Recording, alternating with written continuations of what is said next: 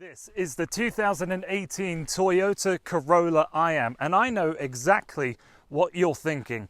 You're thinking, why is it I would be reviewing a 2018 when the brand new generation 2019 is just round the corner? Well, this is what Toyota gave to me this week, and I would never turn down an opportunity to review a vehicle. So we're going to go through this car and try and find out, is the 2018 still worth a look, or should you really wait for that new generation? As you may know, the Toyota Corolla Im didn't start off its life in Canada as a Toyota. It was at that time a Scion, back when Scion was still a car company before Toyota killed them off. So to bring some of the cars over, this Scion Im became the Toyota Corolla Im.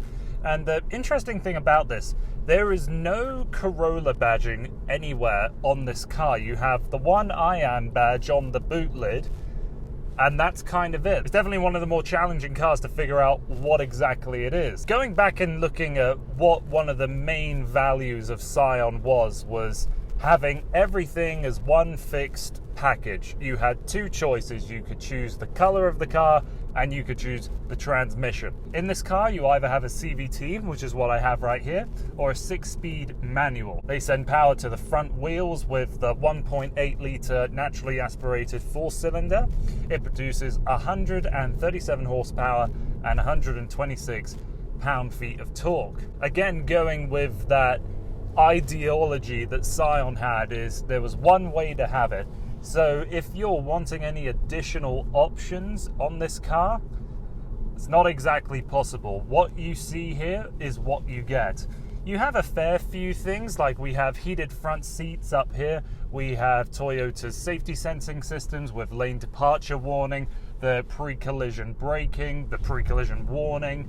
And we have a 7-inch touchscreen down here and a dual zone climate control. But again, if you want anything more, you're not going to get it in this car. We don't have a heated steering wheel, for example, Apple CarPlay, Android Auto. That's of course not here. There's no sunroof. If you are looking to buy a car that is no frills, it has no sort of unnecessary options, then maybe you look at this car. With the interior of the Im, there's nothing much to really point out. We've got a lot of piano black plastic here where the touchscreen is, which it does look like an aftermarket system, and it probably is. It's in no way groundbreaking because it's incredibly simple and frankly basic. We have a little digital readout between the two dials here, and it presents a little bit of information. We have our range, we have our fuel economy, the eco indicator, but there really isn't much available. You don't have a digital speedo, which I would like to have, because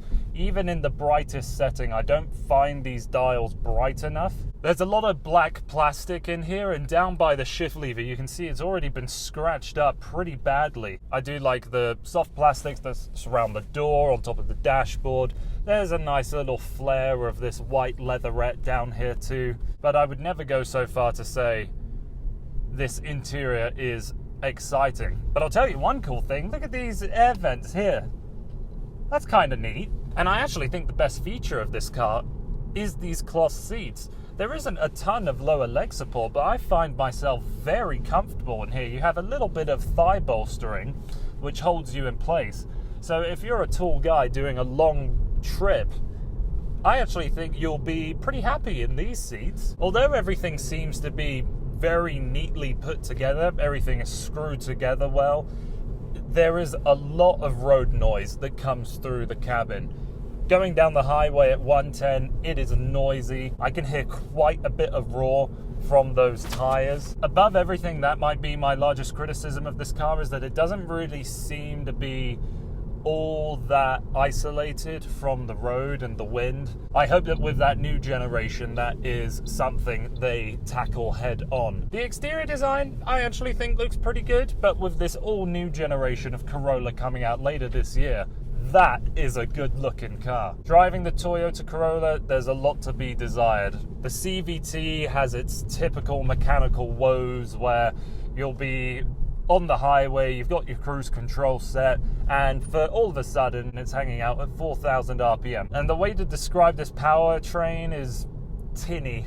at best. You do have a sport button just right down here, and it does quite honestly nothing apart from making the CVT more annoying. I wouldn't say the throttle gets any sharper, the steering doesn't get any heavier. Honestly, the only way that I can tell that sport mode is on is thanks to the little text that's in this center display. The eco light that you see here in the tag isn't a eco mode as such. It's simply just an indicator to show that you're sort of within the parameters of being the most fuel efficient. What else can I say about this Corolla? Well, it is nice that you can fold down the seats completely flat. That is incredibly useful. I definitely wouldn't be happy sitting behind myself. My knees are jamming right into the back of that seat. This Corolla Im is definitely a mixed bag for me. I like the exterior looks, I like how the interior is put together, but it certainly doesn't have the latest technology. It's not the most isolated car I've ever driven in this category, and the driving dynamics aren't all that brilliant. If you are looking for a really good deal on a 2018 Corolla Im, I'm sure they can be found. The dealers are probably wanting to get rid of them to make room for that new 2019. So unless getting yourself a good deal is the only priority for you, I would say hold off a couple months, wait until the 2019. So that's been everything from me. Thank you so much for taking the time to watching this video here on Motormouth. My name is Landi. Thanks for watching.